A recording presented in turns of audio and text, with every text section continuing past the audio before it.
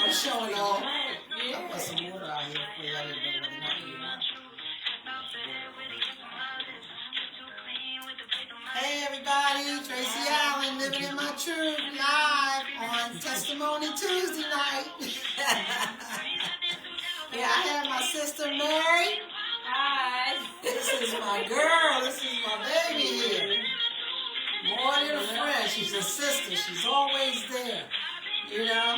And she always said she was going to come on this living in my truth. Yes, she did. And yeah, I've been waiting.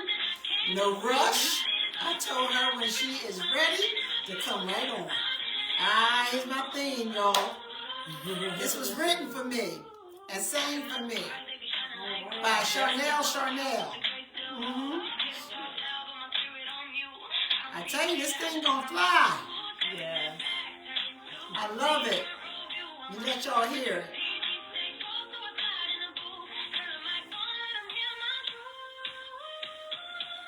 Hey! One day it was just a day, I got up and looked at my text, and it's my niece. It's my sister Lena's daughter. She's a singer, she's a songwriter. And I looked at my text, and that's what it was. Wow. I said, go ahead, niece. I said, go ahead, niece.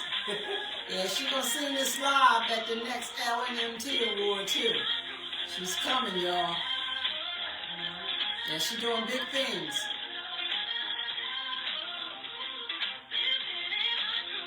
Hey. So I'm waiting. Made it to the chair. Yeah, we're going to let some people pop on. Yes. You know, for... supposed to share it. Yeah, we're going to wait for some people to start popping on there.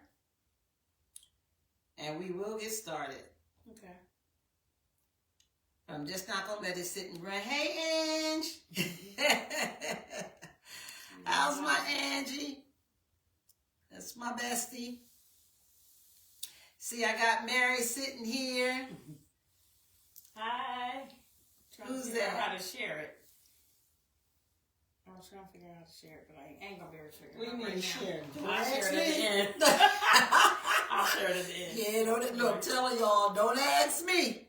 Because I'm the worst one to ask how to do something with these phones. I'm just getting myself how to do it. Hey, it popped back up again, y'all. So I'm living that. Yup. All right. And I can see the names. Hey, nephew. Charmaine, thanks for coming on. Hey, Miss Charmaine. Mm-hmm. Well, Mom. She wants me to call her Mom. She wants you to call her Mom? She is my Hey, mom. Mom. Thanks for coming on. Thanks for coming on. They're going to start popping all over the place, Mary. You was getting awesome feedback. You know, as I put you on Spotlight. Yeah. You know? Yeah. She, look, man, I wasn't you gonna seem tell nervous, nobody. but you looking good. Yo, I'm... Hey, she told me, she said, it's time for me to start. I have a boldness, so I'm going to say what... Good stuff, because she told me she ready to start living in her truth and getting her peace, and I told her come right on, because it's beautiful to be on this spot, trust me.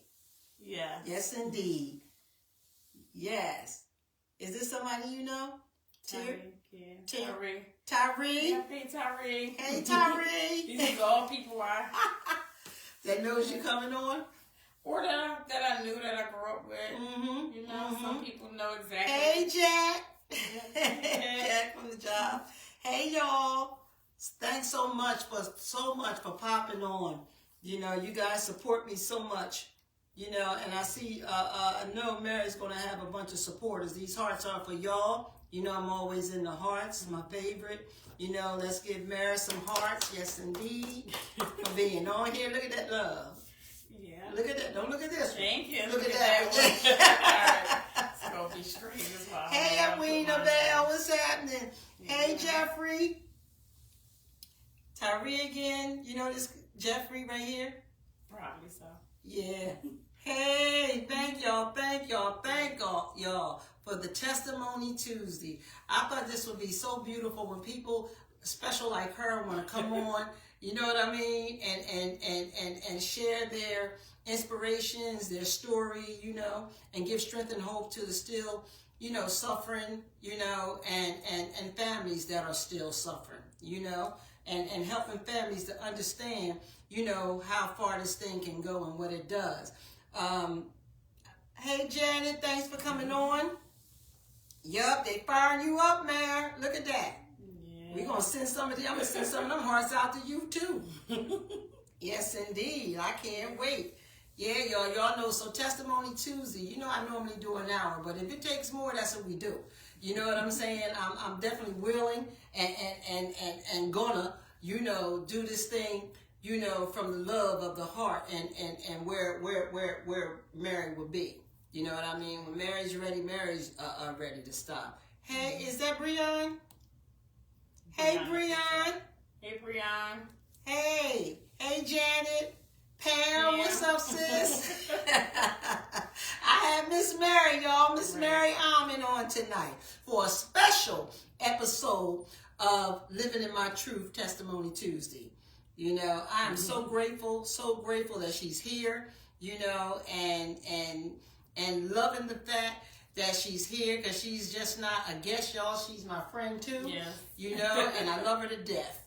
You know, yes. and Pam, calling on you, girl. Calling on you, sis.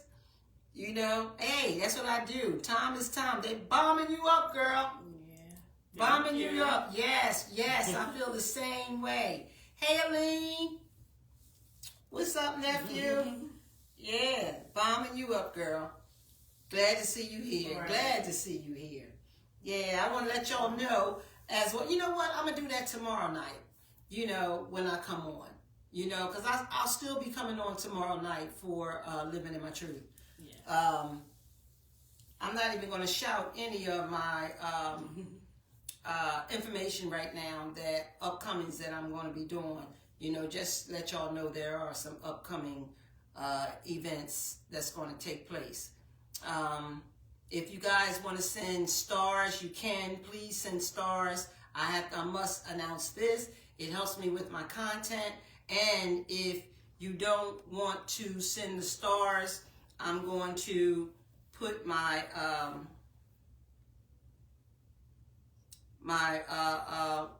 Cash App on. Okay? And you can send a donation. I would appreciate that too.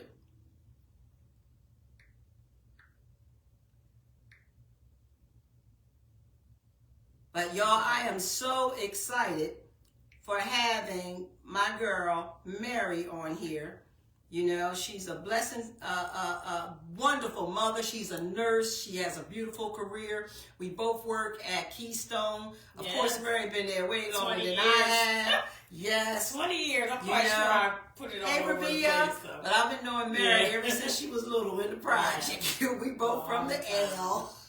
Yes, a long time. We are both from the L, you know, and we have a lot of time, you know, shared in, you know, just through both our lives, you know, and families. So I definitely want you guys to know that Mary is just not somebody who I met just on the job. Hey, Marquise. Look at Marquise sending stars. Mwah, mwah, mwah. You go ahead, Marquise. Marquise. Thank you so much. Thank you. You know, I know Keystone gonna be blowed up on this thing tonight. Maybe, you know, maybe they might. They might get there when somebody from Keystone is on. They always come on. A lot of them may not say much, but they're there. You know, they want to let you know that they're watching. Please do. Look at that. That's Robbie done right now. You know what I'm saying? Because these hearts is going up, girl. Hey, Rabia. And Rabia is saying, hey there, Tracy, and yes, hugs, love you. That's one of my girls too, my girlfriends too. Yeah, y'all, so I'm just going to say, you know, Mary's on here to share her story, her strength and hope as a mother. Yes, a mother. Of a child. Yes. Who's trapped in the addictive world. You know, with drugs and alcohol. I'm not going to say anything about what she wants to say, even when I'm going to let Mary say that, and we're going to get this party started right now. So I'm going to give this to Mary. Go ahead, Mary. Okay. So to give a little bit of background, I actually have 4 kids, but my oldest daughter, who is 35, and I'm sure everybody know Brianna. She's been in the audience a time or two, but if you see her, have her sit down for a few minutes so she can listen up. Yeah, nothing that I say here, I haven't already much said love to her. to you, Bree. Yeah, nothing I say here. I'm going to try to be honest and to maybe hold names back. I don't want to hurt anybody's feelings, but it's been a journey, just a 7-year journey. But I'm sure that I didn't know how long my daughter was addicted to drugs or pills or alcohol. I didn't know. So I'm quite sure it's more than 7 years. But when I got immediately involved was when she had the last baby. And then that's when, boom, it blew up, and we had to deal. And I didn't always deal the way that I learned to deal, even with working in recovery for 20 years prior.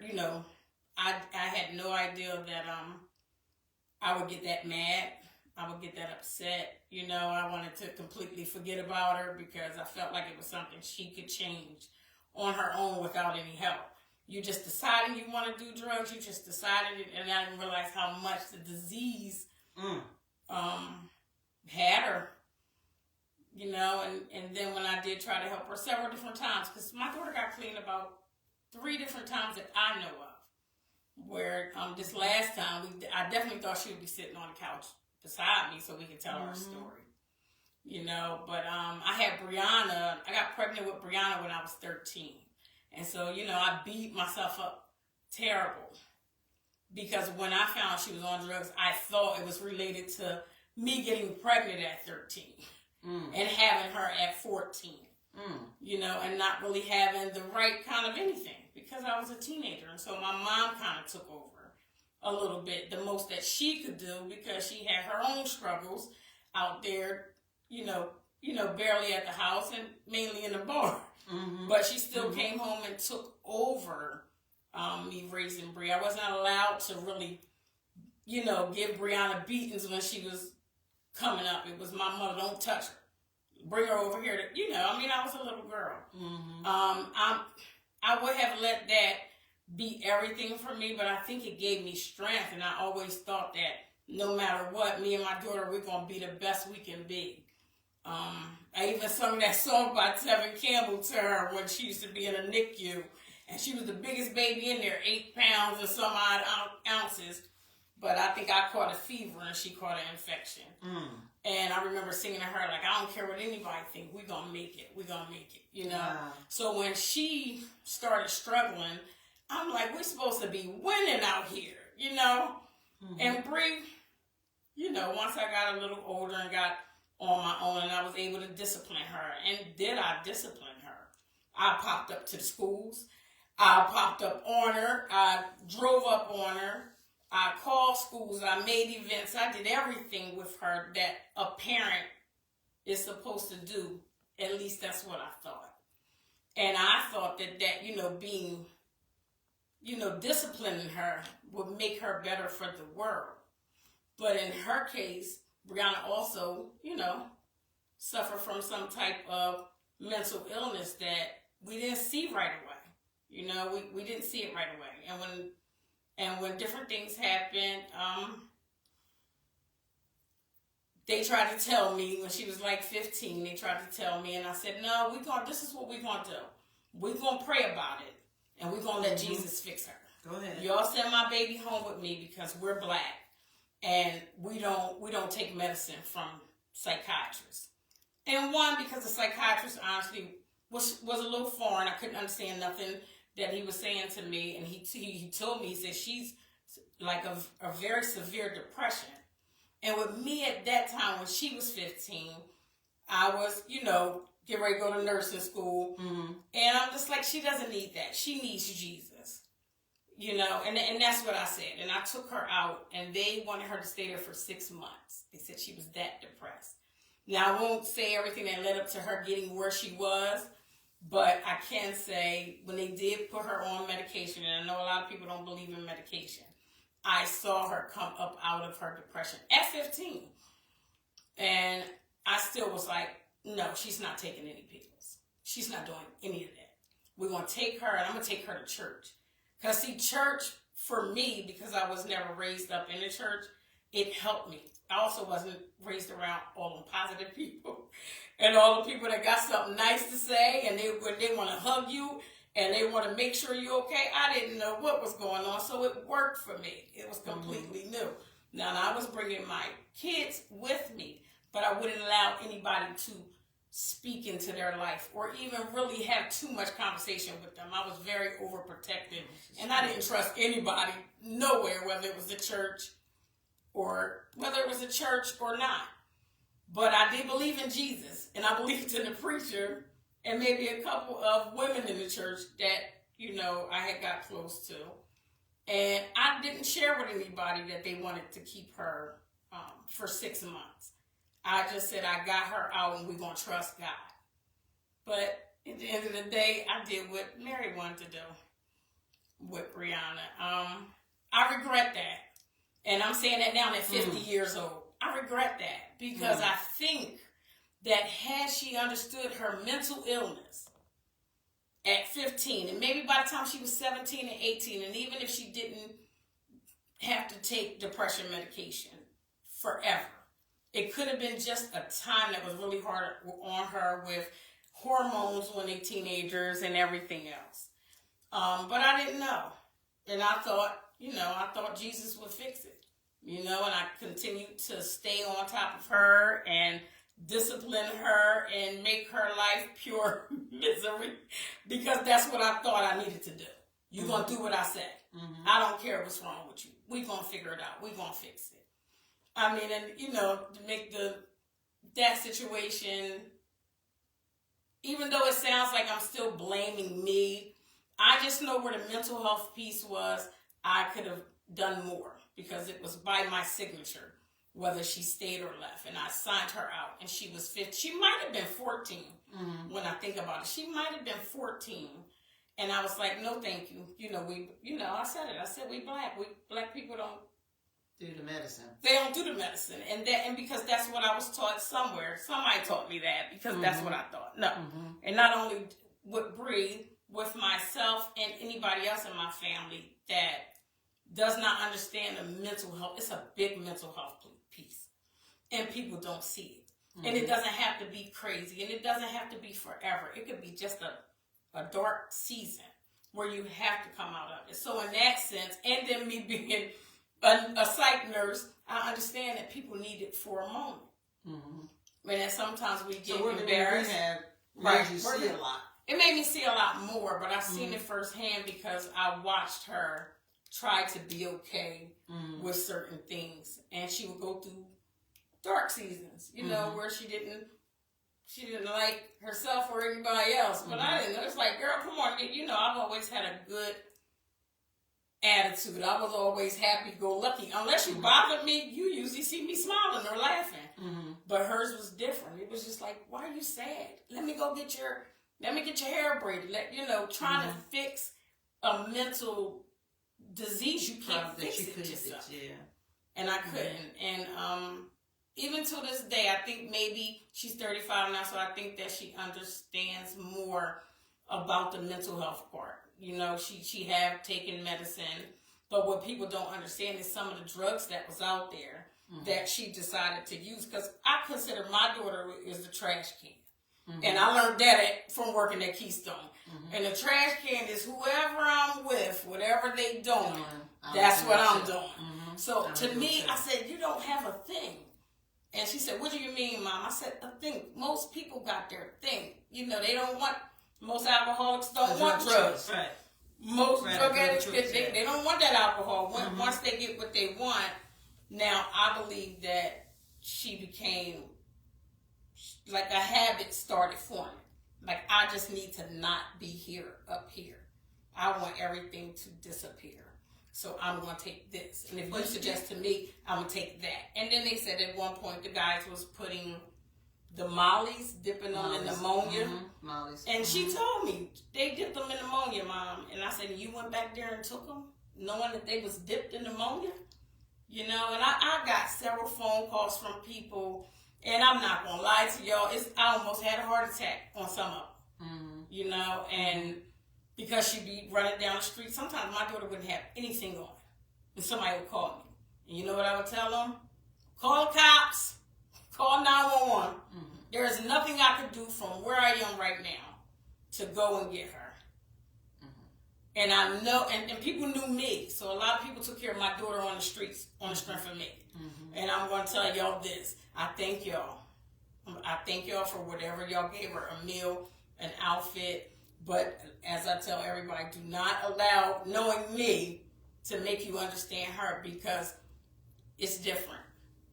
And I love her with everything in me. And I still know one day she's going to be clean. I may not live to see it. And we never give I up. pray that I am, but I may not live to see it. But I believe in my heart that she'll be clean one day, in her own time. You know, and it's been a hard 7 years, and mainly because she had 5 children. And she had 5 children. You know, and I love all my grandkids. If anybody know me, they know I got one of my grandkids. Or I'm posting one of my grandkids. And I'm more of a, okay, they my grandkids. I'm going to do everything myself. And so the hardest part of her addiction was her losing her kids. And a lot of people will sit and act like, oh, well, you shouldn't say, listen, this happened to me. My grandkids got taken because my daughter played with CYS. And so did the dads. I'm going to just be perfectly honest with you. So did the dads. They played. And I won't say no names, but they played. Now, only 2 of her kids never got in the system at all. And I, for their sake, and I promised them I won't say their name, but 2 of her children is not. They've never been in the system. But was they affected by their mother? Yes. And they're with me now. And we rock and roll with this. They go through dark times too. They miss their mom. And even in saying that, even with my granddaughter, people, her mom would be at the coastal doing something, fighting or something she's not supposed to do. And then there's videos circulating, and then they decide that they're going to send it to my granddaughter. Just kids. Being mean. Just being mean. But I'm going to be honest, it was some adults that did it and was very proud of it. Being mean. And you know what I did? I prayed for you. I prayed for you because I'm not who I used to be. So I pray for you. It's a million ways to handle things, but I know that people want things to get to me so that I can lose it. And I have kept my cool for years. Just to give y'all a backstory, I had all my kids young. I was 17. I had 3 kids. And listen, I was my mom's worst kid. I was the terrible one. I was the one I probably was fighting. I probably was carrying on. I was angry. I was mad at the world. My kid's father went to jail for 5 to 10 years. I was 17. And our baby was in my stomach, the last one. So I was angry a lot because I had to do everything on my own. And and I love our black men, but step up. If you know it's yours, step up. Just step up and help. Because a lot of times we carry extra hate and anger around from having to do everything ourselves. Now, I can say these sisters has figured out how to take care of these kids, but that's not okay that we get stuck to take care of everything ourselves. Yeah. And shout out to my kids' grandma, my kids' grandma and grandpa, Renee and George. They actually looked out for my kids when my kids was young. And see, my 2 daughters, they don't even remember. They looked out for all 3 of them girls while their dad was incarcerated. And then it wasn't too long after that he passed away when he really came home. I want to say, so I felt like robbed when it came down to that part. But I had some help from his mom at times until I became a nurse and was able to do everything myself. So I walked around with anger. I walked around mad. I walked around upset at myself because I had all these kids no education. Somebody say something, I'm ready to punch them in the face and think, consequences later. And I thank God that I didn't get charges. I thank God that I didn't wind up in jail. Go ahead. I thank God that God stepped in and said, no. That's not the work I want for you. And he pulled me out of it. But I went through Section 8. I went through welfare. I went through all of that. And then one day I woke up and it might have been God talking to me. Said, man, I live in this. It was Section 7. Daniel Scott's in Section 7. A lot of people didn't know that. Daniel Scott's had a washer, dryer, air conditioner. That was Section 7. But listen, we thought we had arrived because it was better than the project. But it was the same terms. It's based on your income. And so what happens with us as women, we don't want our income to go higher because we don't want our rent to go up. But what we're doing is keeping ourselves trapped in the system. Somehow, when I worked in the office, in the rent office, because I lied on my application and said I could type, somehow, but they knew I couldn't type, but somehow, the person that worked in there with me said, you sure not here because you can type? And I was like, well, I lied on my application, being smart mouth. And she said, you know what? God told me you here for him. I said, who God? So I started bringing my Power 99 in the office because I didn't want to hear her church music. This is no lie. I was probably 25. 25. Partying hard. Partying harder. I'm grown now. What can somebody tell me? And that lady prayed over my chair every day. Wow. Until I found God. Well, I tell you, he's and I will say her name because her name is Monique. And she saved my life. She did. She saved my life. She had no idea. Awesome. And when I started going to church every week, and I started, I'm like, okay, I want my kids to live better before any of this happened. Because you got to understand, I changed my life and had a better life before my daughter got on drugs. Good. I already worked at a rehab when my daughter started using drugs. I was already there years. That's what people don't know. God made sure I was good because he knew what I had to do, what I had to deal with. Go ahead. Amen. I wouldn't have believed it if somebody would have told me. I would have said, not my kids. Not Bree, because Bree got it harder than everybody. But because of her mental, she was the worst one to be that hard on. And I think that people get it twisted. You really have to consider the person and consider what you're doing to the person. And I was so hard on Bree. So, Mare, you saying that, as Bree was coming up and they diagnosed her with, what you said, depression? Depression. Mental health? Yes. Okay. So you were saying that you didn't want, medications because this is what people was telling you not to do. Or was it just in your heart not to want to give her medication? I'm going to be honest. I heard one sermon that said, y'all out here medicating your kids and you should be loving them. And I'm like, yep, that's it. That he must be talking to me.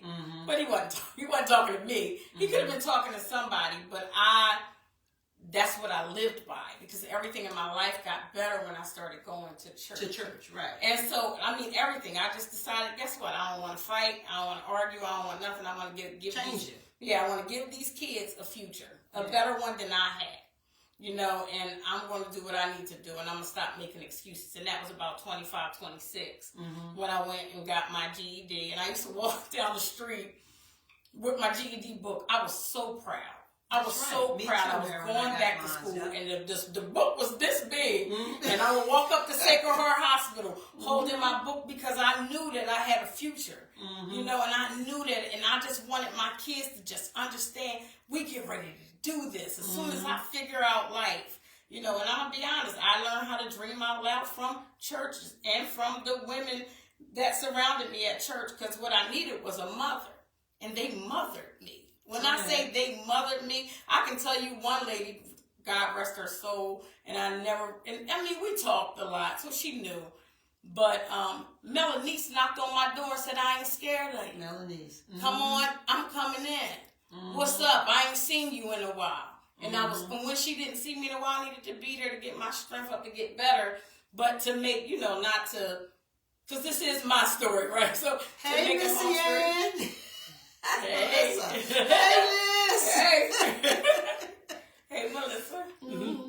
But what I did was, me, and she hugged me. And she hugged me until I fell apart. And she hugged me whether I wanted her to hug me or not. And she knew what I needed. And she taught me how to be a woman, and a mother, and a lady, and everything that I needed to become now, even for my husband. Mm-hmm. That woman instilled that in me as I'm sitting there at 28 thinking, well, I'm probably going to marry that guy I was talking to last week. And she just was like, that ain't, she said, when you get a husband, girl, I don't want no excuses. And I was like, in my head, I could get a husband anytime. Mm-hmm. No, I couldn't. Mm-hmm. If I had stinking thinking, bad attitude, would have slapped the mess out of somebody if they would have asked me. I don't know why I didn't wind up in prison, but I didn't. But I'm grateful because in my field, I can actually talk people down.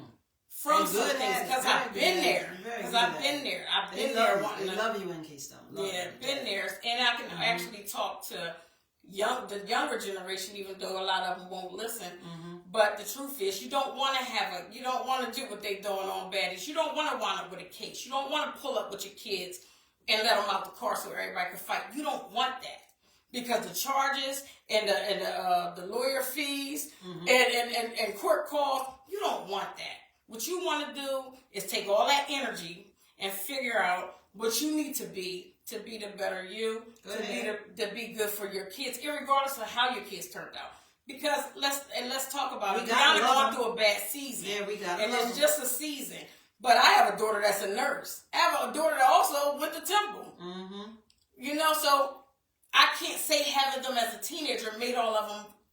That's the reason what's wrong with Brianna. But I held it so hard, and to get back on the recovery piece and off of me, I treated my daughter bad. Mm-hmm. My daughter had to come to me a few years ago and say, Mom, I hear how you treat people that go to your rehab, and it's not how you treat me when you see me. Mm-hmm. And she was right. I was mad at her. I was angry that you let this take over you. We're not supposed to let this take over us. We're supposed to be strong. We're supposed, I kept saying the we like she's going to do what I do. Right. But she had, in the words of Melanie, that girl got her own testimony. It has nothing to do with me. Well, we all do, Mary. Everyone, every individual. And everybody got a story. Have our testimony. All we right. have our story. And, not on the defense of Bree, but Bree, my girl. Mm-hmm. And that's my girl. Yeah, you know what I mean? But I also know that the power of disease have her locked in right now. And that's what I came to realize. And when you under that trance, it's like being under a trance. You know what I mean? You just can't grab it back. Right. You know what I mean? And for as many times that I can say Bree has tried. She has. Bree has tried. I look at anybody in my world of addiction as a junkie. That's what they call us. You know what I mean? We didn't have words. I said, you got, what I tell you, words are vicious. Sometimes you can send them out there. I just said them to her. Because, me and Mary talk all the time. Yes, I said them to her. With me the whole 9 yards, and so has me and Bree. You follow what I'm saying? But just as an addict myself, in recovery, words hurt. Words could be some of the worst bullets you could shoot at us. You know what I mean? When you coming at us like you a junkie, you just gonna die out there. You're gonna do this and you're gonna do that. That type of thing goes through our head, and disease won't let it register like you're saying it out of love and care. Right. It registers to us like, yeah, you don't care. Right. You know what I'm saying? Because if you cared, you wouldn't be saying that. Oh yeah, she told me. The sickness is cunning, baffling, and powerful. She told me. You know what I mean? And Bree is locked in right now. Yes. Bree is fighting though. Bree is fighting. And I pray for her so much. You know what I mean? All the time. I pray for all the still suffering addicts and alcoholics today. Period. I ain't got to know them, whatever. But Bree on that prayer list. You know what I'm saying? Because Bree knows how to fight. You follow? But disease is cunning. Disease is baffling, and disease is powerful. Now I'm finding out that Bree has mental health. Mm-hmm. Well, a lot of our addiction we end up getting sick that way. A lot of us, next thing you know, we're dealing with mental health. You know what I mean? Like, I share with people and say, yeah, I deal with mental health. I had to be dealing with some mental health, doing the things that I was doing, feeling the way that I was feeling, you know, about myself. You know what I mean? Shame, heartbreak, hurt, losing family, losing my children. You know what I'm saying? Bree lost her children. Yes. You know what I mean? Yes. And in her heart, she did not want that to happen. I can speak for that. Even though my family would have taken care of my children like you was doing your grandkids. Well, you follow what I'm saying? And in my day, you know, I'm just blessed that, you know, it wasn't as worse as it is today, I could say. You know what I'm saying? You know, because the drugs is different. The drugs is real different. And if Bree is dealing with mental health, you know, Bree needs to be on medication. All the time. You know, and I don't believe in medication either. I'm not a bitch, you know that. I know. You know how I feel about doctors. I know that. I think they're the biggest drug dealers in the whole wide world. They You are. know what I'm saying? They've been testing drugs on us for years. You know, for centuries now. You know what I mean? Drugs that'll kill us. Drugs that'll make us crazy. Drugs that'll do this. And sometimes drugs help. You know what I'm saying? But we all know that it's a money thing when it comes to doctors and drugs and all that kind of stuff today. You know, but being in the field this long and seeing a lot of the clients come in, you know what I mean, and they're off their medicines. Yes. It's like a harder battle. It's like really, really, really a harder battle for them because they're not only dealing with the mental health and some are dealing with the psych because Bria's done some things. You know what I'm saying? Once she's evaluated, right? You know what I'm saying? They have to know that too. They have to know that this is what's going on with them too, other than just the drugs itself. You understand what I'm trying to say? Mm-hmm. You know what I mean? Like, she's not only dealing with an addiction, she's also dealing with the mental health part of this, you know, and she's dealing with the psychological part of this. You know what I mean? And when disease grabs us and it strips us of all those emotions, you know what I mean? It's hard. I mean, I'm watching this all the time. How long have you been in this field? 30 years, you know, or more. It is such a ball of fire, you know what I mean, that nobody else can actually see this fire, but the fire is there. Yes. You know, but you can't feel the fire, you know what I mean, because you see the fire as being, oh, they gonna stay out there, they just doing this, they crazy. All the things you used to say to her, you know, all that stuff was balling up, you know, in this child's head, along with the mental health, along with the psych, and along with disease. Like, come on, because me and my homies gonna whoop that ass. You follow what I'm saying? And we're gonna come through you just to kill her. Yes. I'm not saying that to be smart. No, you know how we talk, right? Yeah, I'm gonna come through you. Yeah. She had knock on that door. I said, no, not my door. Hey. I said, if your kids ain't got nowhere to go, neither do you.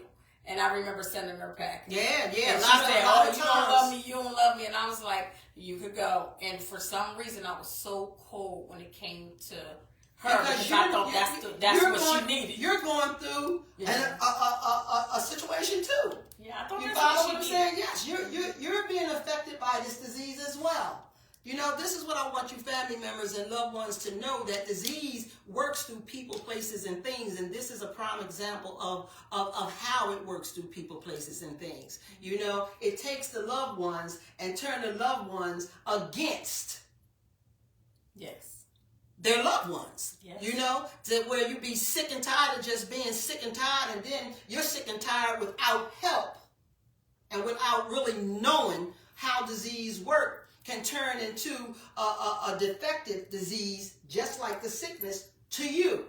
Right. You know, it will blindside you anymore from, you know, it's not that you don't love your child, it's just that you're sick and tired of her. She got to get out my face, and this is that. We can never give up on them. And that's one thing I can say about you. You never give up on Bree. Right. But we do come a time where we have to live and let God. And that's where I'm at. And that's where you're telling me that. Because what I did when I closed her away, it was because mainly she wouldn't show up for the court hearings for the last three kids who they had the same dad, and I was so upset with her about that. But And talking y'all, to you. I'm just tuning in on this because that's where disease worked through you. Yes. You know what I'm saying? Because you didn't have a lot of the even though you worked at the rehab. You know what I'm saying? All these years, the anger and the resentment and the getting on my nerves and all that stuff. And then the CYS and the court. Yeah, all the pressure was coming to you. And the baby dad and the you know what I mean? And it was just so hard. So what I decided that didn't work out was I'm gonna take all 5 kids. Mm-hmm. And I remember when it came down to it, and somebody that worked for CYS said, "Mary, go get all them kids." Mm-hmm. So I walked into court with 2 of my sisters, and I said, I'm going to take them all. Well, Dad walked in and said, I don't want her to take the kids, right? Yes. Mm-hmm.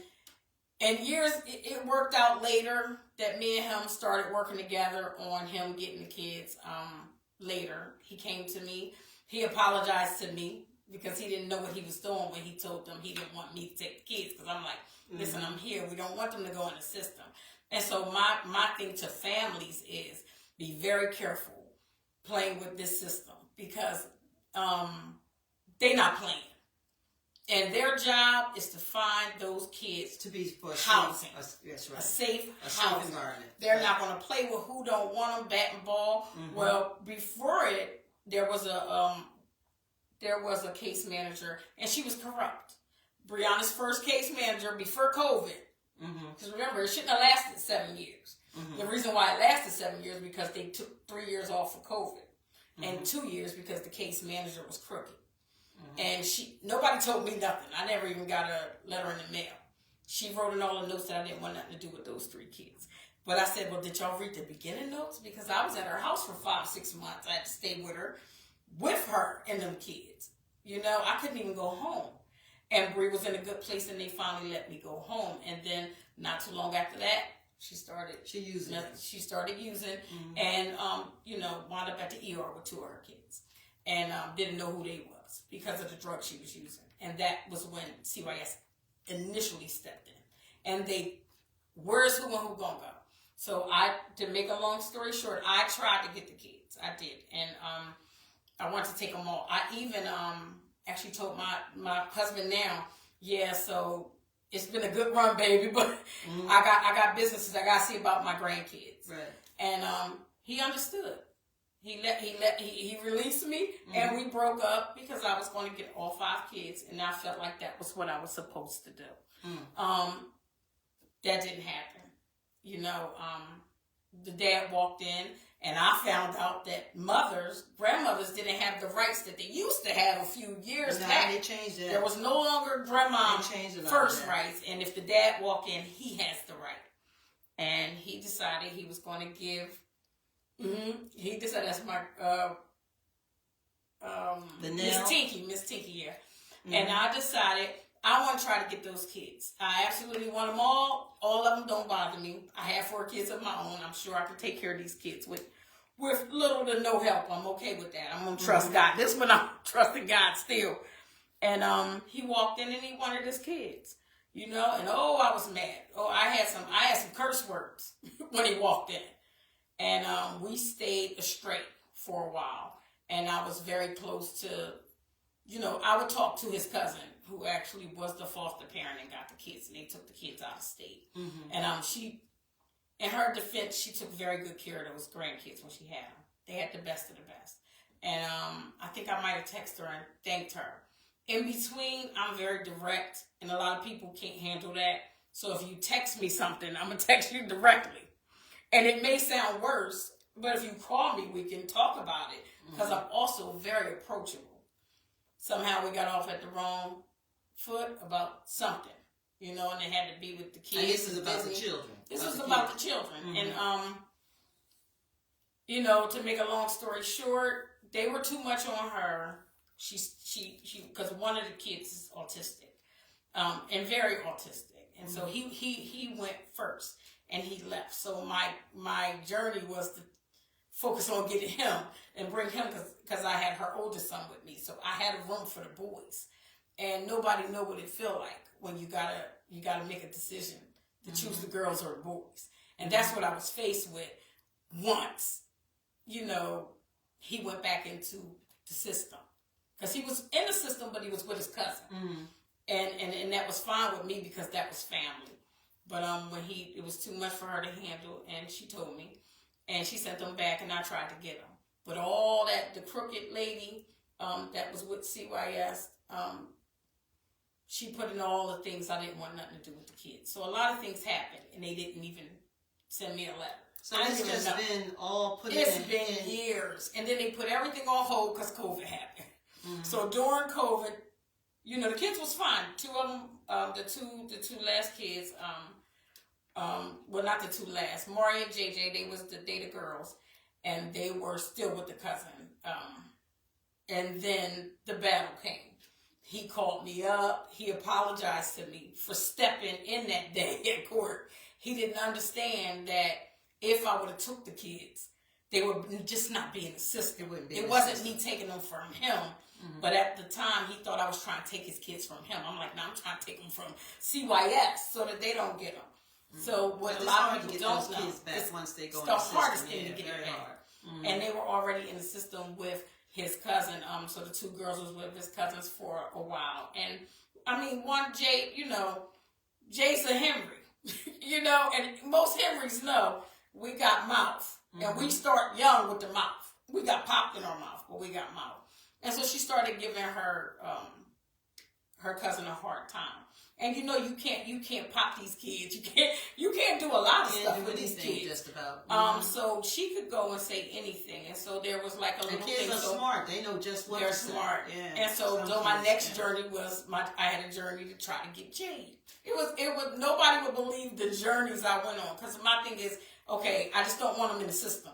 Mm-hmm. All right, so that's when people will come and call me. Always say. And he called me and he said, you know, he's trying to get his kids back and all this stuff. But they put that man through hell. I'm going to tell y'all, watch this man lose his rights in tears for absolutely no reason at all. They would never have done it if he wasn't who he was. I'm going to just be perfectly honest. It's the court system. They took this man's son from him and told him, we're going to give you the girls, but you can't have the boy. And they put him in a closed adoption system. Wow. Completely. Wow. That man lost it on that stand. And if I ever, and as much as he got in the way of me trying to help him, I would never want that for any black man or any man, period, to get on the stand and be told that you can't have your son because you got to choose between your daughters and son, and then for them to turn around and still take his daughters from him and put them in the system. They did the same thing. They just played with me. You know, me and my husband, we finished a whole entire, I think it's a whole book we had to do with them. We had to take classes, do this and that, and we were finally at the end to get the girls, the other two girls. And I'm not going to lie, I had a problem with my other granddaughter cutting up.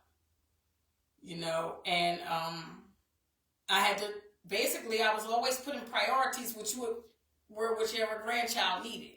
So at that time, that grandchild needed somewhere to go.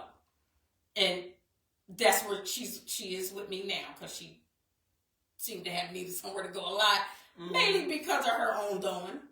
You know, but everybody don't have to put up with you either.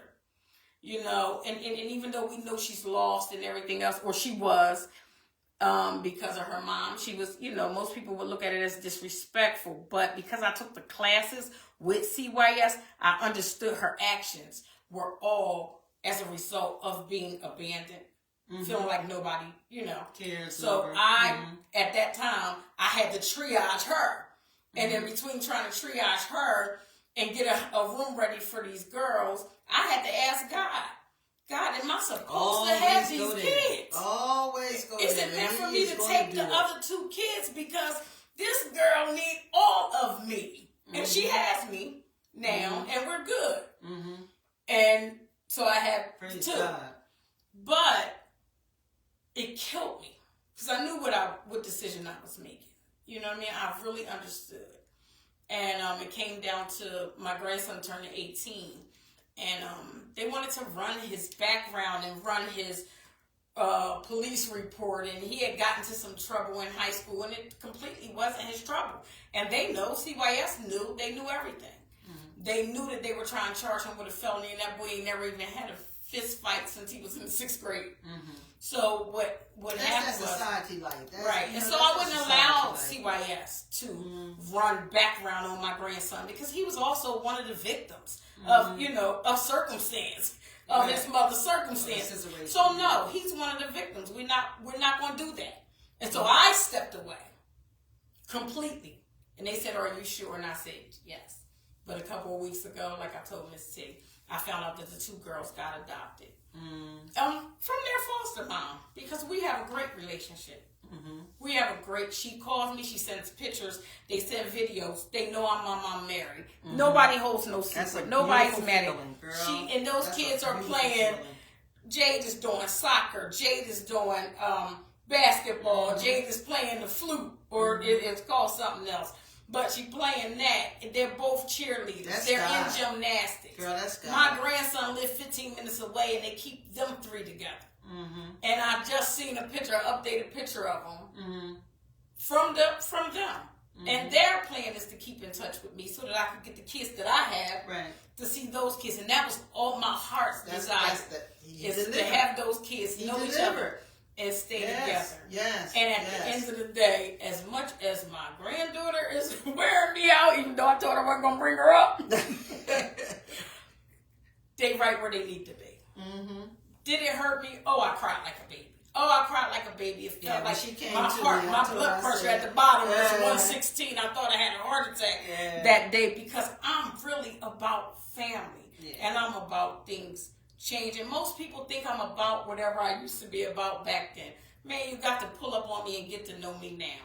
Let me tell you, not only do I have some encouraging words, and some great advice.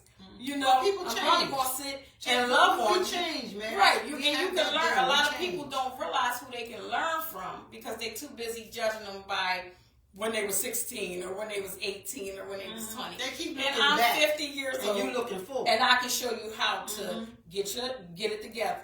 Because when I pulled myself together, and I'm not going to say just me, God. That's right. But I had to, before I could even go get my GED, I had to forgive people that wasn't sorry.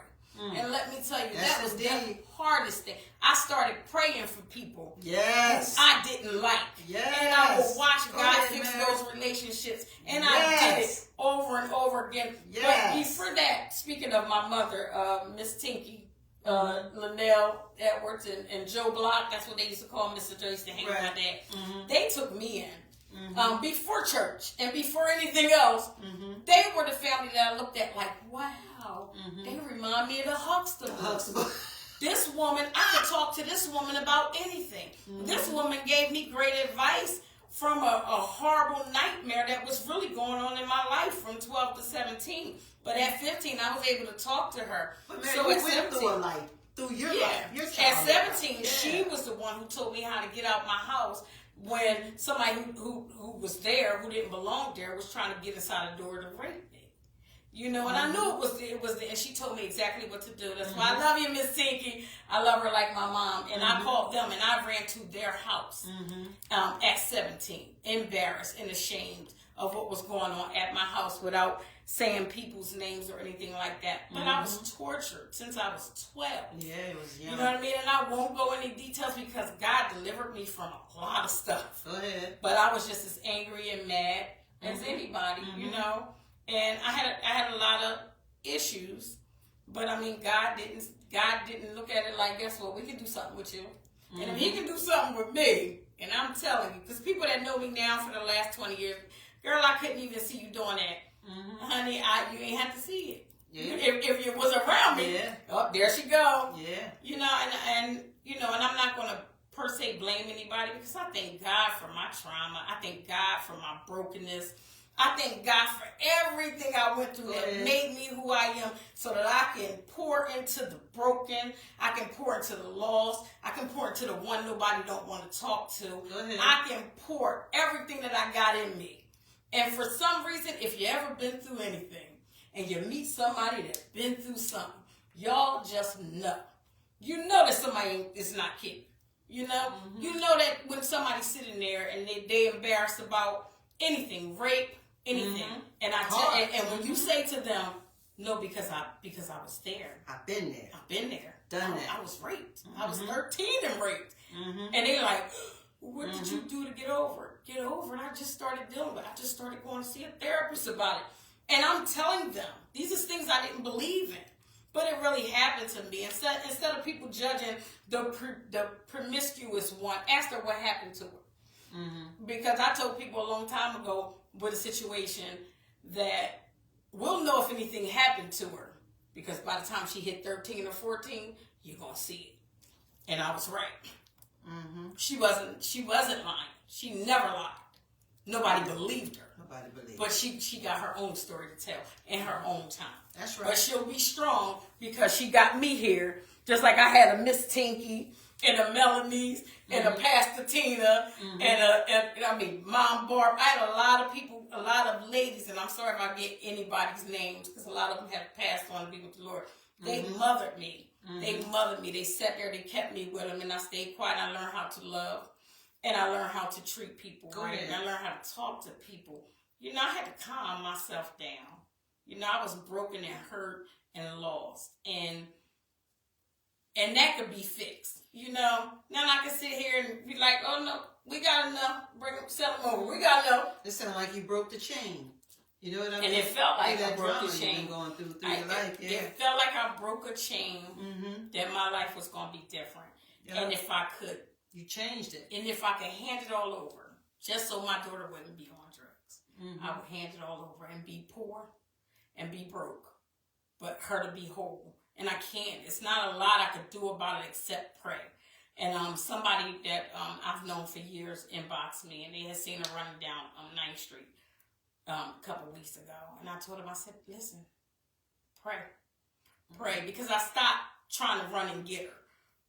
I stopped trying to send somebody to see about her. And I had her with me. And I kept her with me, and I loved on her even when she was wrong. Yeah. But I cannot have her around her children if she's not trying to do right. Because it hurts them. And they go through their own stuff if they continue to see her. And she knows that's the issue. But I wouldn't leave her out in the cold. I never even told her to go back out in the cold. She went. You know, but I have those two. And I have to focus on the two that I have. Her son is home now from college.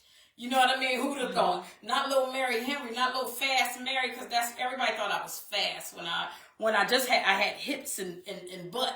And that's the truth. I wasn't fast. The guys was fast.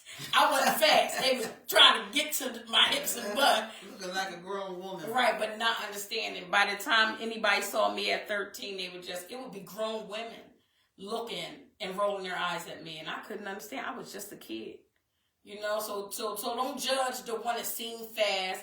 Don't judge the one that seemed like she always in something. Sit down and find out the why.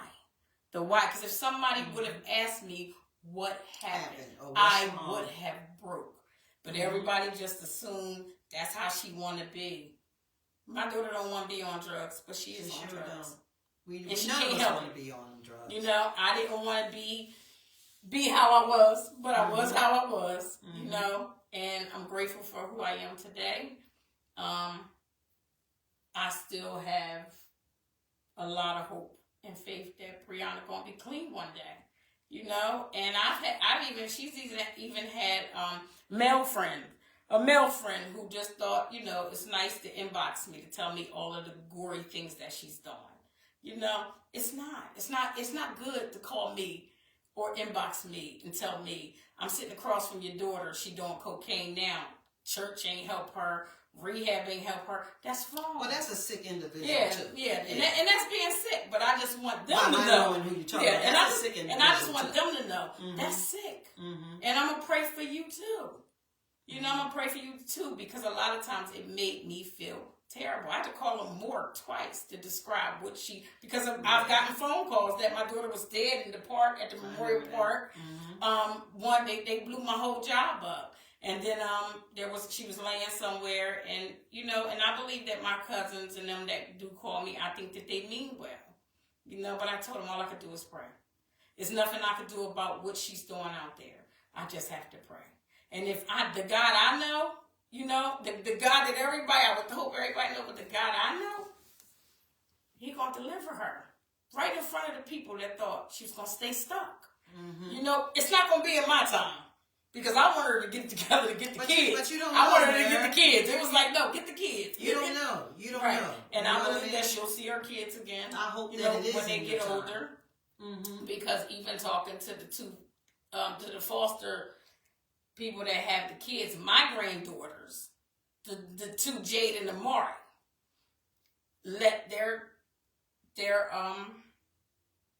they let the woman know that they wanted to keep the Henry last name. And so what they did was they hyphenated it, and they have their full name and then just what their last name is now. But that blessed my heart that they still wanted to be a Henry. You know, they still wanted to be a Henry. They kept that name, and that's a blessing. It's a blessing that I can get pictures of my grandson and see him growing with them, even though I can't see him. I can feel you on that. I really. And I know it's a 501 act or something because the judge said it. Where if you do have a child, have separate kids and they in foster care, that they have to let those kids see each other. See, right. when my granddaughters was with their dad family, foster care, it came a point where I wasn't allowed to see them at all, and I didn't do anything.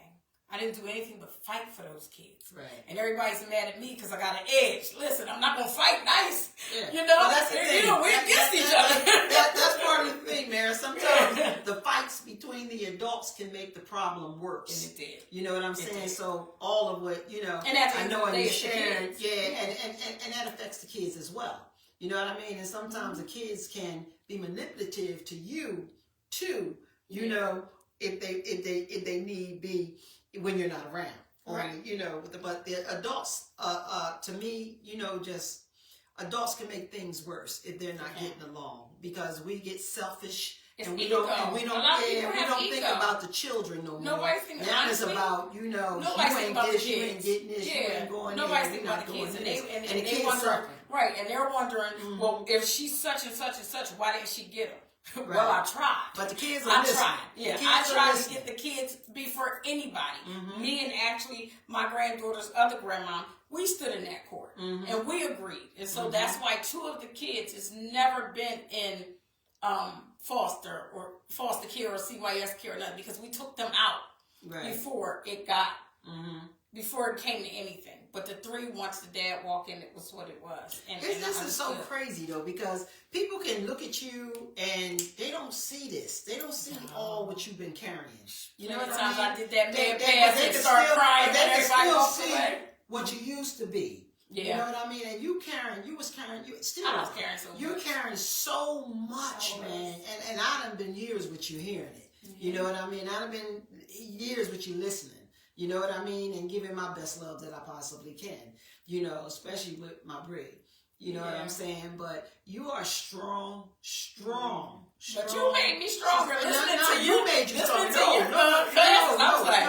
I don't let anybody give me their credit that they earn themselves. You know what I'm saying? Because you just listen. That's all. You just listen to some of the things that I was saying. I couldn't talk to you about all of this like this. Right. You know what I mean? Because I'm not a doctor, lawyer, Indian chief, but I am a grateful recovering addict. I tell everybody that. And I don't try to be no more than what I am. But from the heart, I'll try to help in the best way that I can and point you to the right direction. Right. You know what I'm saying?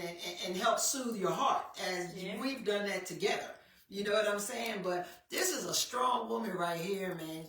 Mary, you've been through so much, but God's lifted off you when you turned your back around to him. Yes. You know what I mean? Like I did. I turned my back away from him. You know what I mean? Then you was talking smack about him.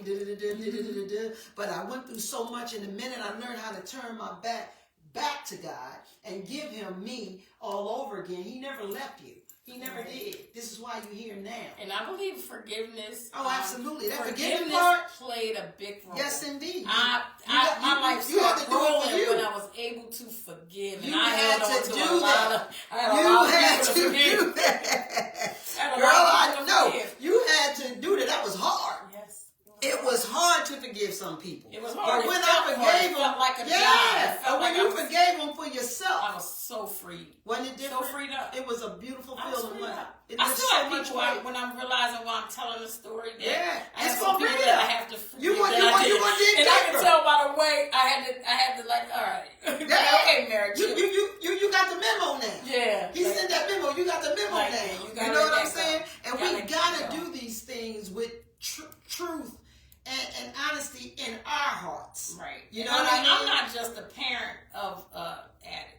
My father died at 36. He was a full-blown addict. Mm-hmm. And I know, I may have to, argue with one of my sisters for saying this. This is what I'm saying. You but come up my dad was a lot. full-blown addict. And when we started in the LV because my mom left my dad because she found out he was getting high. And they moved us to the project. So my dad was a good dad. He had a house for his kids. He took care of my mom. My mom didn't have to work, but my mom didn't want us to see him like that. And the loneliness, I believe, led her to drinking. And so then I wound up being, I had two parents that was addicts, one that was drinking, and I believe the loneliness led her to the streets. I do. And she drank for years, real bad, real bad. She has her reason, yeah. Real bad. And it turned out many moons later, there was there's a mental health component. Now, don't tell her I said it because she'll deny it to this day. But y'all, ain't nothing wrong with me, something wrong with y'all. Y'all know, back in the day, mental health wasn't an issue. Yes. And mental health was kept quiet. You know what I mean? And it ruined so many of us. It did. Oh, it got so many of our parents, our kids, rolling into the grandkids. We didn't really know what it was all about. You know what I mean? Because it wasn't like it is today. Right. Everybody kept it quiet, a secret, and like you said, you ain't giving my kids no medications. You know what I mean? When sometimes we needed to let them damn devil doctors do something give, for a season. Yeah, try to help our kids. You know what I'm saying? It's only a season. Yeah, sometimes it's not. You don't have to take and that generation, we went through it from my generation. Yeah. We went through it. Remember the kids used to get picked up on the bus for school? Y'all ever knew that? Those was the so-called, quote-unquote, retarded kids and the mental health children. You know what I mean? But we wasn't looked at them like it's mental health. You didn't want to be called retarded. Or you didn't want to be called dumb. You know what I mean? It's like that generational thing, and artistic kids. This thing been going on. It's been out here. Thank God that he came down and said, shoot, no, we're going to take care of this, today. But a lot of us got caught up in that. You know what I mean? And it affected through all that. Yeah. Through yours. Yeah. I was able to help my mom. Because I said, Mom, that's why I said something ain't right. Somebody got to break that chain. I said, Mom, I went in her room. I said, Mom, something ain't right. She told me, get the hell out of my room. Now, she lived with me. She was living with me. And I ran out the room.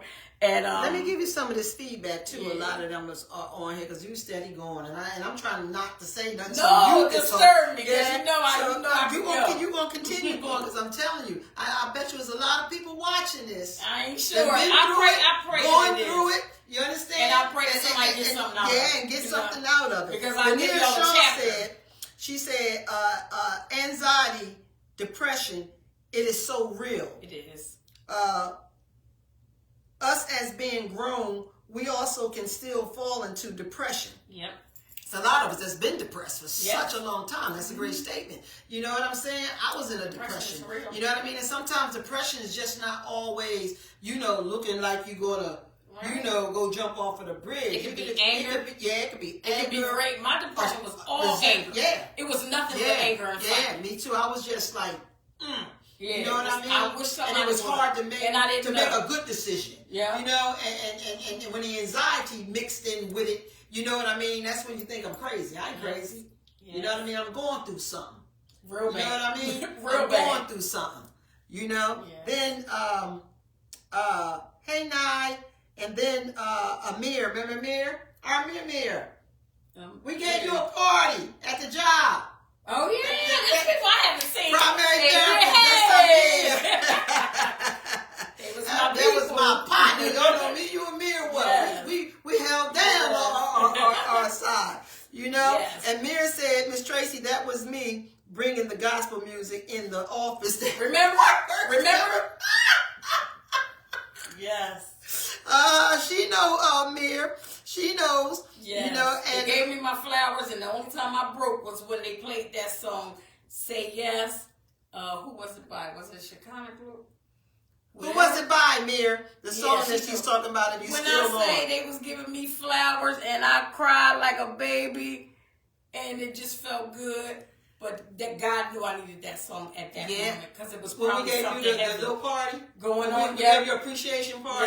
Yep. Hey, look, she's such a great nurse. She is. She is such a great, caring nurse. I'm telling you.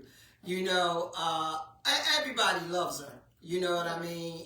And clients and all. And some you know, people she think just cares. Yeah, she cares so much, and she helps so many people. She really do.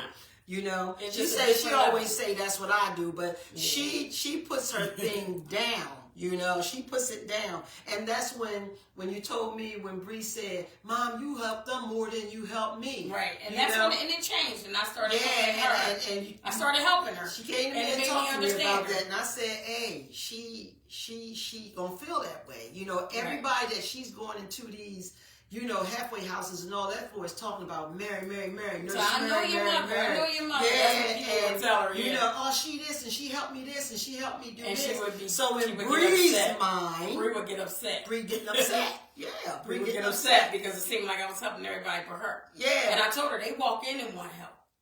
And I'm chasing and you down Mo, to get some help. Yeah, Mo said, hey Mo. Yeah, Mo said she has really been trying, and I believe she is going to get it sooner than later. I do too, Mo. I do too, because we just got to keep praying hard for her. We really do.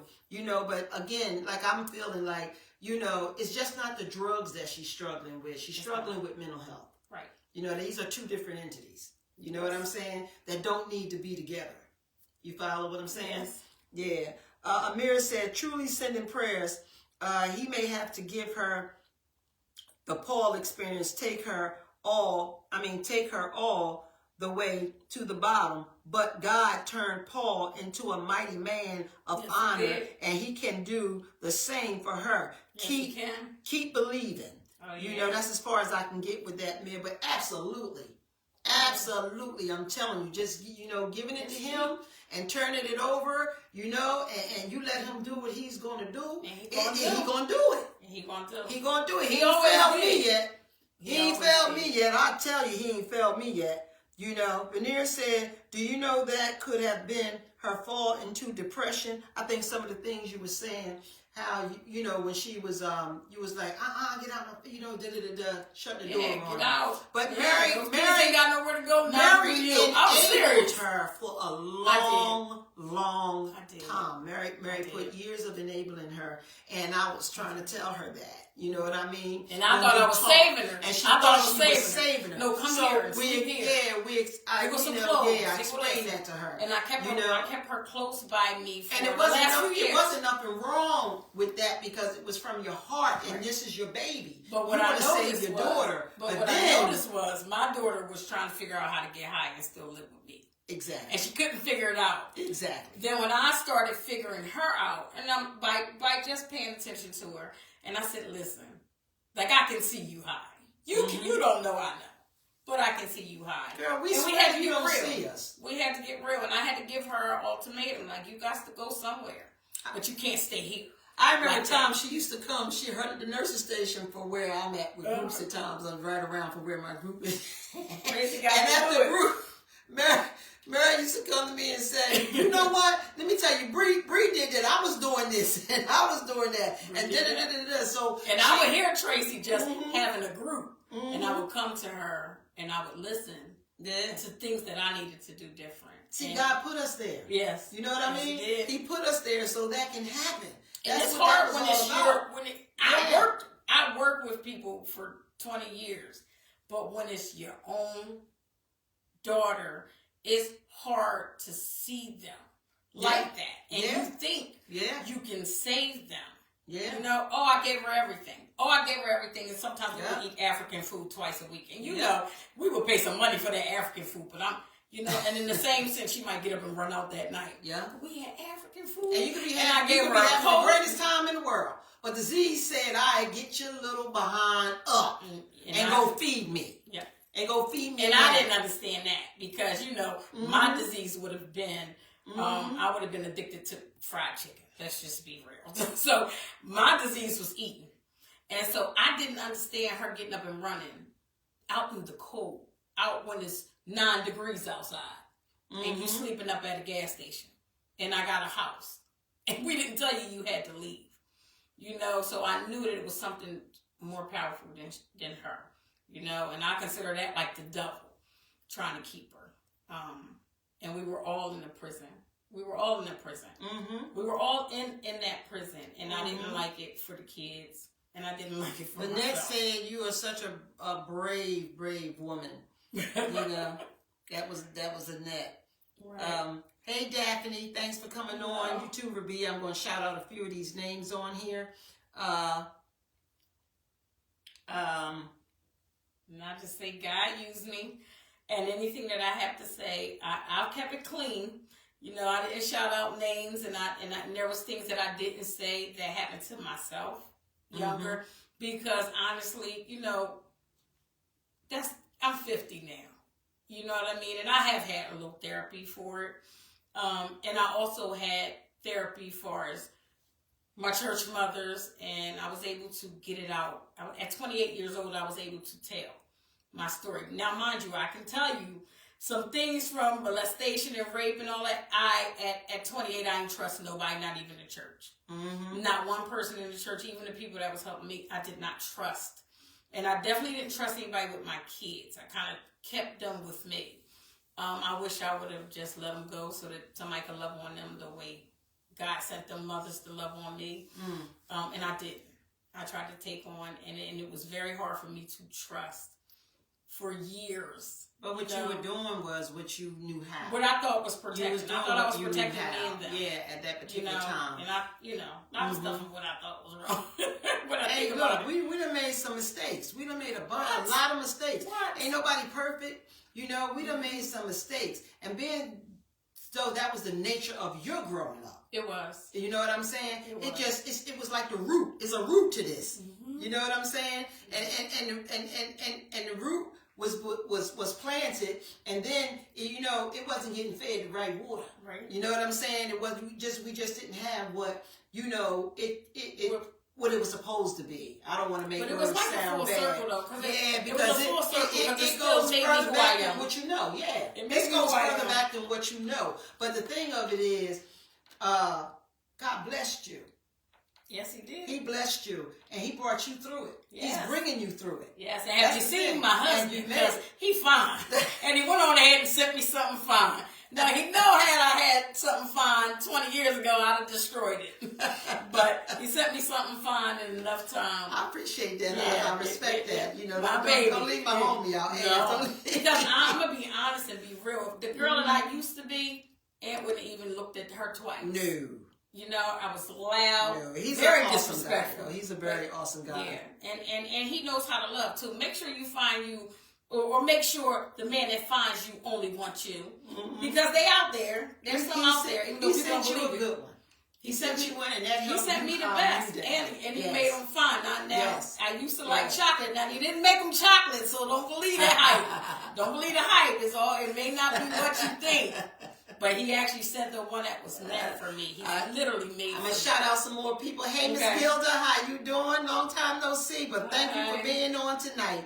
Gilda said God is able. Able. Okay. Kishana Ortez, thank you for being on. Remember Kishana? Amir has... My grandson and her daughter is siblings. Okay. Yes. Gilda said God is amazing. Mo chimed on. Angie said, Mary, you are a strong woman. To God be the glory. Woo. Hey, Aaron, thanks for being on. That's Aaron. Isn't that Aaron? That's Aaron. Yeah, she said so strong. Hey, girl. And look, Aaron, I didn't tell nobody about that time. No, because we were joking, saying, well, I said I have a lot of chapters in the book that Lynette is going to write for me, but I didn't bring them all out today. It was meant for me to say you don't what want I to said. do that. Yeah, you know what I mean? Meant for me to say whatever's in your heart. I told you when you come on your. I don't do nothing on Living in My Truth or Testimony Tuesdays. It is for you to share and speak whatever you choose for. That's what this right. platform And I is. did. I needed to get the, especially with my grandkids. I was so broken Christmas Eve that I had to get it out. I mean, I was inconsolable. And was that the day you came to me? And I came to her and said, she said, time for me to go on. I'm going on. Well, she just said, I'm going on. And I said, okay. Because I knew that if I left it in there, it could turn into anger and hate and rage towards. But guess what? God seemed different. Yeah. God seemed different. So it is what it is. I'm trying to get through some of these. That was my mother-in-law. Was that your mother-in-law? I'm gonna come say to that's my roof. I gotta find it on here, right here. Yeah, sure. She said, yes, he is. I knew she was talking about when I was talking about her son. Angie said mental health is real. Yes, real. we know today that it is. And I know, because I suffer from some things too.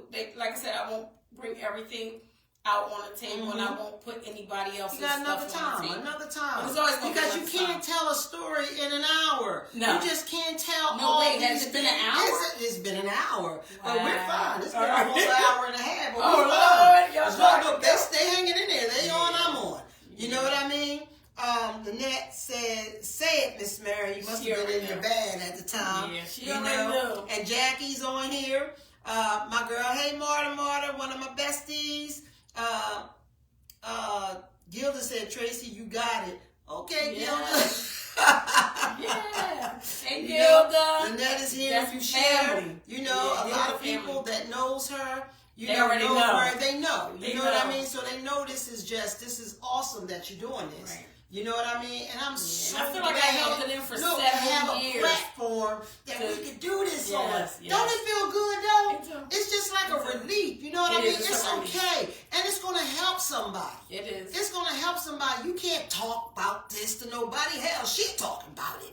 You know what I'm saying? Because she nobody can ever tell nobody can do this better than Mary. And she's doing it for good reason.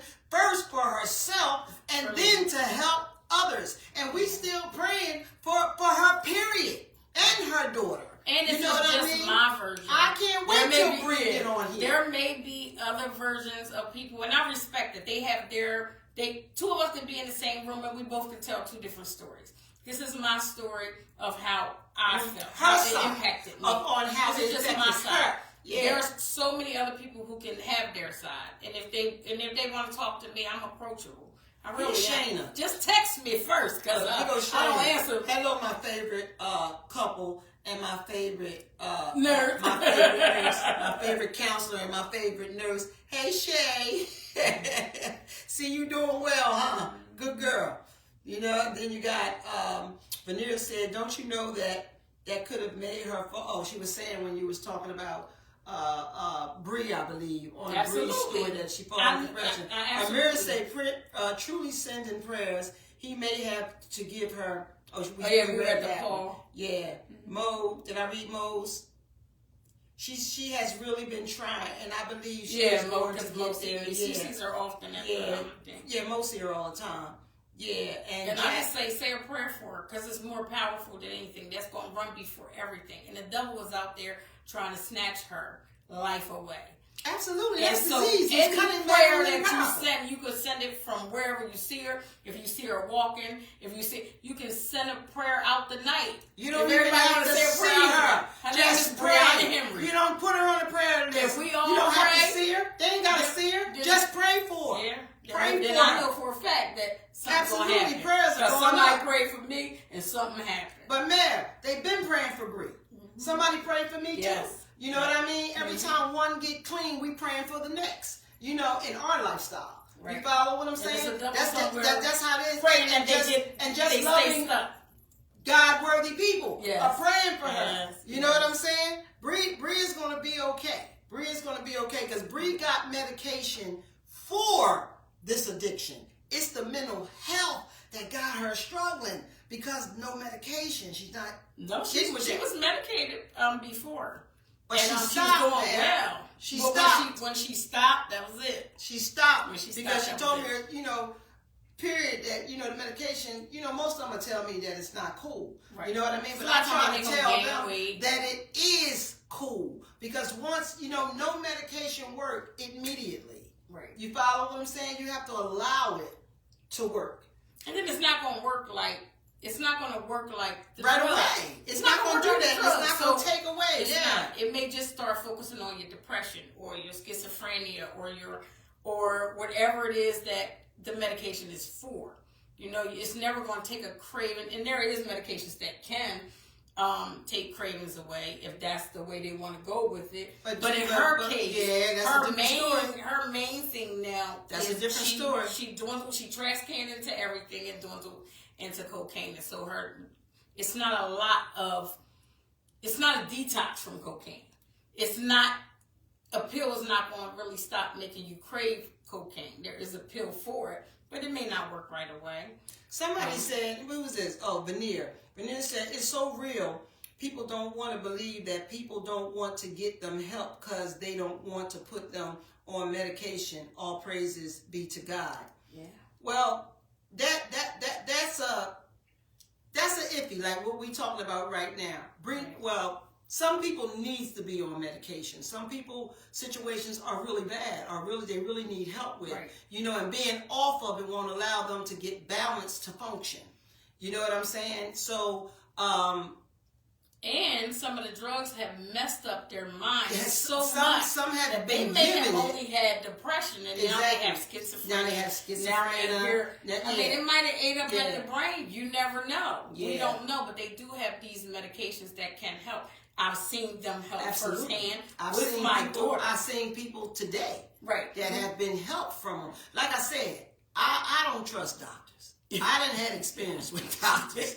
You know what I mean? It wasn't even dealing with a drug. But I didn't have experiences with doctors. Yeah. But just knowing what I know today, I know that doctors can be your worst drug dealers. They can. Because I've been, in this thing for many, many years.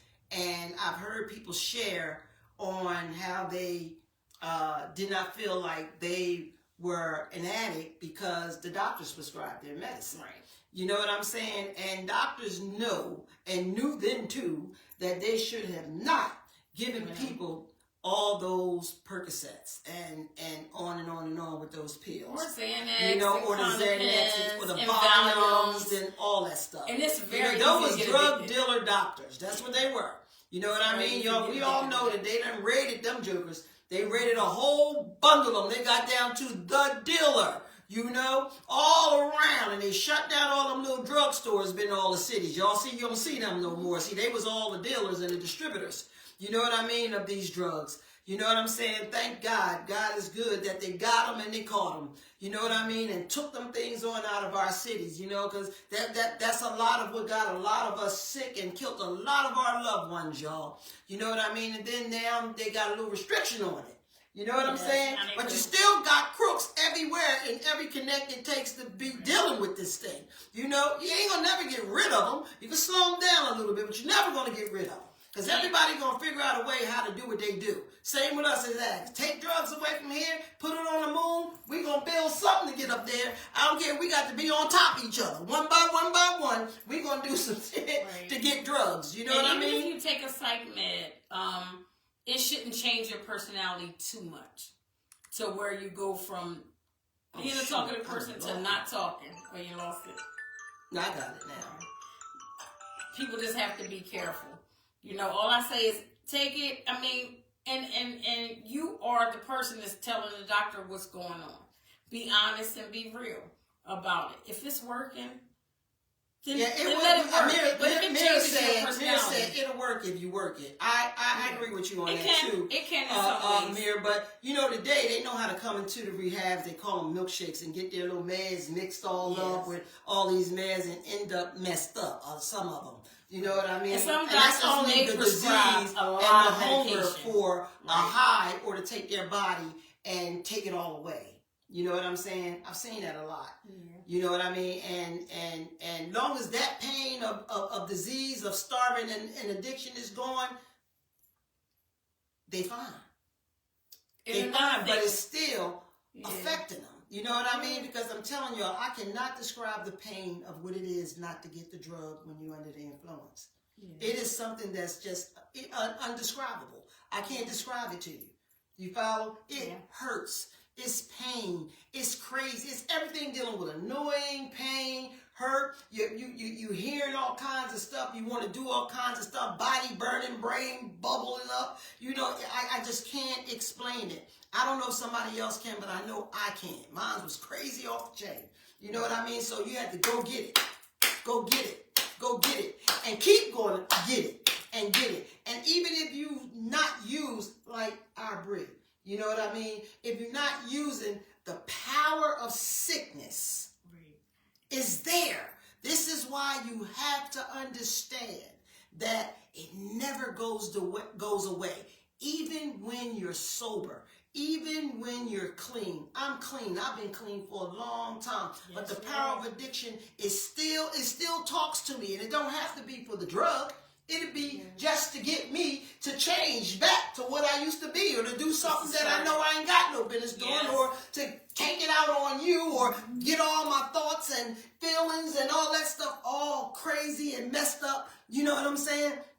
The power of sickness is cunning, baffling, and powerful. You know, I want everybody to understand that. That's why when people say, girl, you don't look like what you've been through. You don't need to call yourself an addict. You know no more. I'm going to always call myself an addict because I'm going to always be on top of that. I'm not going to ever forget that. I can't forget that experience because I only have my disease in remission. You understand what I'm saying? It's like a cancer. It don't go away. You know what I'm saying? And I don't have to be using right away for you to see that it's working on me.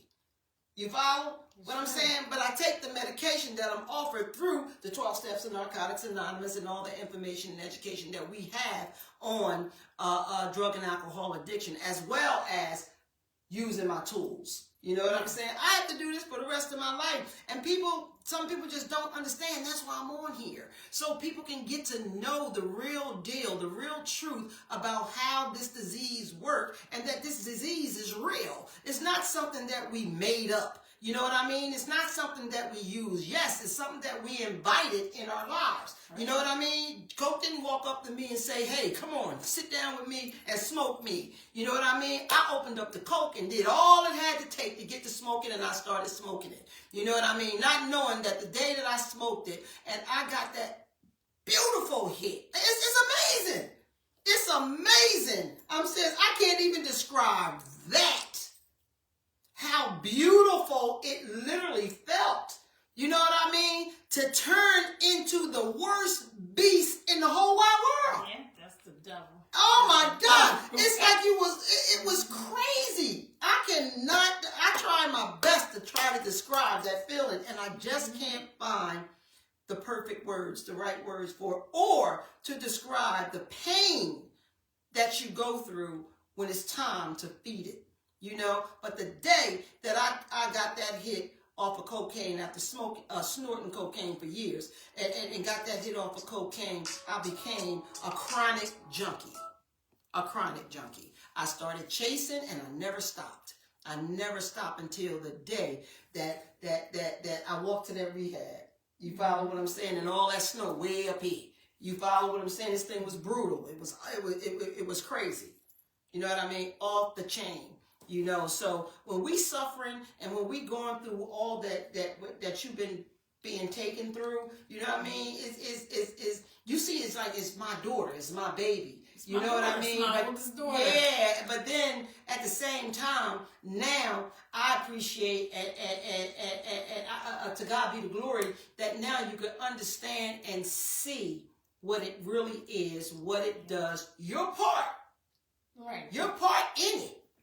The real enemy. Families, we got to recognize that. We got to recognize that. We got, especially not knowledgeable to what we dealing with. You up against the beast. This beast gonna work through you too. You know what I mean? It's gonna turn you against your baby. Yes. You follow what I'm saying? But not in a good way, in a bad way. This is why a lot of us let our people go. You know what I'm saying? And don't ever let them go. Never let them go, because they still here. They are still here. They are human. They do not mean what they do. Even though some of the things we do is vicious and off the hook. Believe me, they are struggling to get outside of that tunnel. They are struggling. Right. You know, nobody wants to. No, look, I'm telling nobody you. was 12 years old. Nah, To be strung you out know, on drugs. and a lot just of it, happened. a lot of it is not their fault. A lot of us come up raised around this, partying and doing all we was doing, just like yourself. I was close. You know what I'm saying? Yeah. I was close. You know what I mean? We all got a story. We all got a story that have experienced it. It started somewhere. It started somewhere. And if you don't think that, dig deep. You know what I mean? Until you get there. And the pictures of the families too. Absolutely. And the one thing that that's what I mean. It's something. The seed was planted. It need to be talked about. Yeah, the seed is planted. So because until it's you sitting on the couch or you trying to get your grandkids, you won't understand.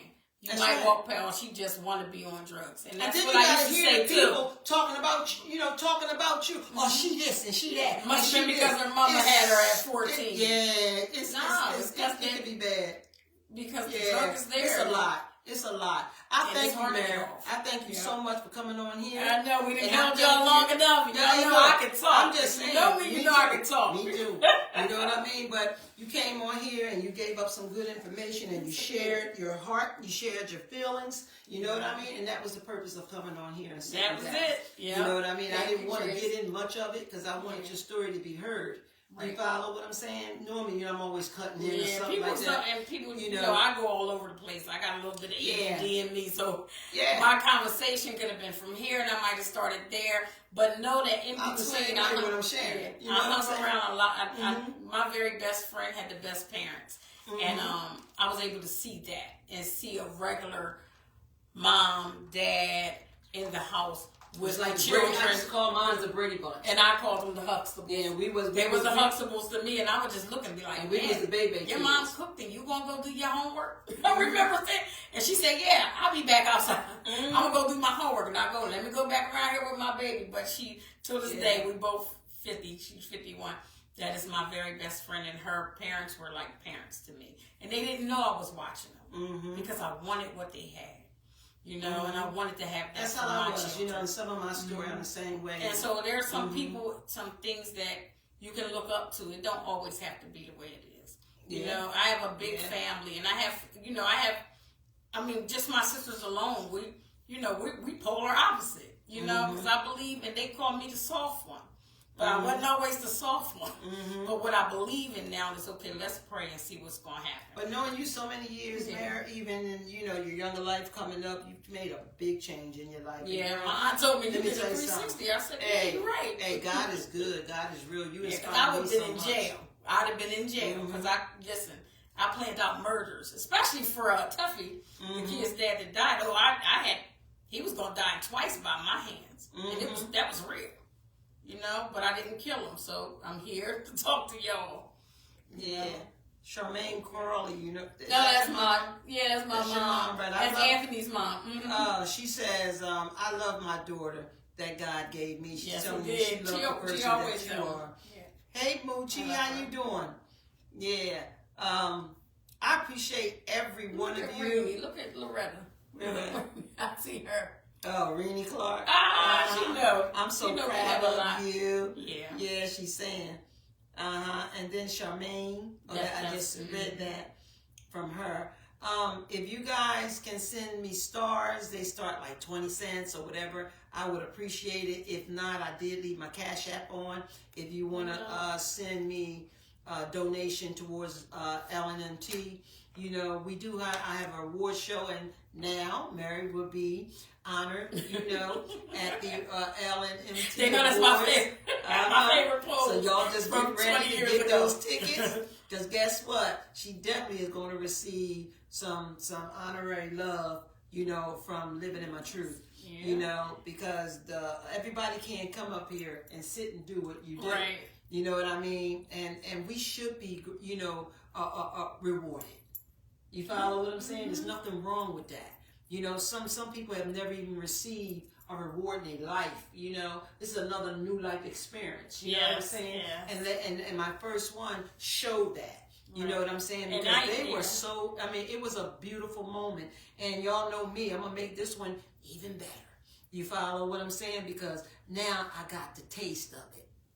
You follow what I'm saying? And I'm thinking bigger things and different things, you know? So let's keep that going. So, you know, it's something that sometimes some people can just look up to, you know, and say, wow, I did that. You know what I mean? Yes. And it may be one of your loved ones or somebody that in your circle can come around and say, boy, I'm so glad that you, you know, you received that now. You understand me. You know what I mean? You don't know how much love that feels when you actually really, when they're down, show them love. You know what I'm saying? So anybody that wants to come sit on the couch, you know, even if it's for a special moment like today. That's right. Everybody got a story to tell. Come Everybody on. got There's a nothing story. wrong with it. All we are is a grown adults talking. And we can learn from each other. That's right. From each other, you know, and helping somebody. If you got love in your heart, come on. Let's do it. A lot of us that come on here at times, you know, I know we've been out there together. You know what I'm saying? Ain't nothing wrong with coming on here sharing. I know some that go, you know, that's not doing the cocaine no more or whatever, you know, and they may drink wine or drink, they do. Okay, come on. You still got a story. Yes, you understand because what I'm saying? asked God to take that taste nobody. out of my mouth years I'm trying ago. to help save people who are dying from this thing, who are losing life from this thing. You follow, and families who are being separated by this disease. You just got to get the understanding of it. You know what I mean? But never lose the love for your loved one. You know, or the person that you're talking about. I don't have it doesn't matter. You could drink wine. I don't care. If you're an addict that's struggling, come on. Yeah. Come on. We don't have to be here. It could be video wise. We can go on video. It's still live. You know what I mean? And we still doing the same thing. You know, I had people telling, well, you know, I failed. I messed up. And that's even a better story. So people can understand. Tell them what made you do it. Tell them why you did it. It's a struggle. You know what I'm saying? Ain't nobody here to laugh at you or judge you. We're here to help you. You know what I mean? To learn how to help yourself. You got to fight harder.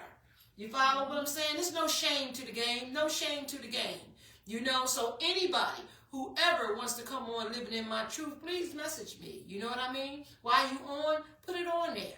You follow what I'm saying? Because I'm telling y'all, we got to be rich. There's a lot of people that watch happy, this. sad, married, divorced. Absolutely. Not just around here. You know what I mean? I'm not just based off of Chester. You follow what I'm saying? It's everywhere. It's people on here that comes on here that don't even speak.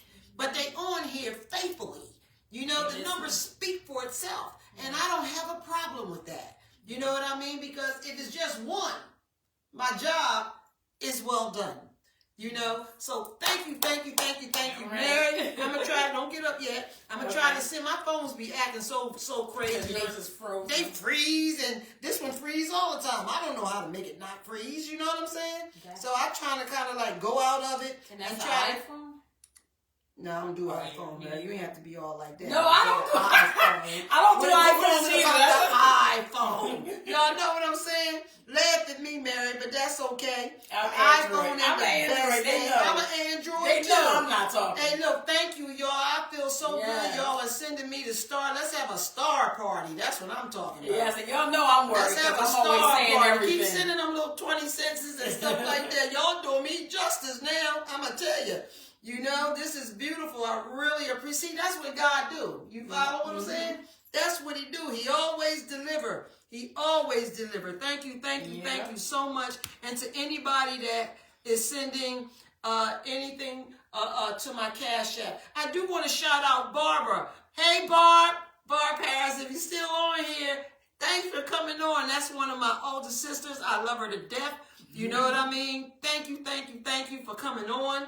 You know, for everybody that's been coming on. Thank you so much. Y'all make this great. You really do. You make this episodes of Tracy Allen Living in My Truth great. Okay. And of course, y'all know I got the t-shirts and all of that good stuff. You know what I mean? That's coming back at y'all too. You know, I'm going to start doing pop-ups and vendoring. So I'm trying to get all things together. So again, y'all, I will be on tomorrow night. Okay, same time, same place, 7 p.m. And I'm so grateful. Let's give Mary some hearts, y'all. Send Mary some hearts on this this live episode. Send her some hearts, and let's thank her for coming on and sharing. you know, and Karen. I ain't gonna keep you on this long. That's all right. This is been normal. 1 hour, but nah, this is normal. Okay. This is how it's supposed to be. It's normal. It's on for an hour, sometimes an hour and a half. Depends on how good and how many people want to stay up. I don't go off because some go off. If everybody go off, I know when it's at that level, you know. But I usually take it till that time, you know, and that would just be overtime. But thank y'all. I know Mary want to thank y'all. Yeah, thank y'all. Thank you for look, whoever let's listened. pray. If anybody got anything out of it, but I just wanted to let them know the last 7 years for me has not been easy, but I've been strong because I didn't have no other choice. Thank you. And God bless all of you. I'm going to go off with the serenity prayer. God grants me the serenity to accept the things I cannot change, the courage to change the things I can, and the wisdom to know the difference. That's God's will, not ours. That's right. I'll see you guys tomorrow at 7 on Living in My Truth.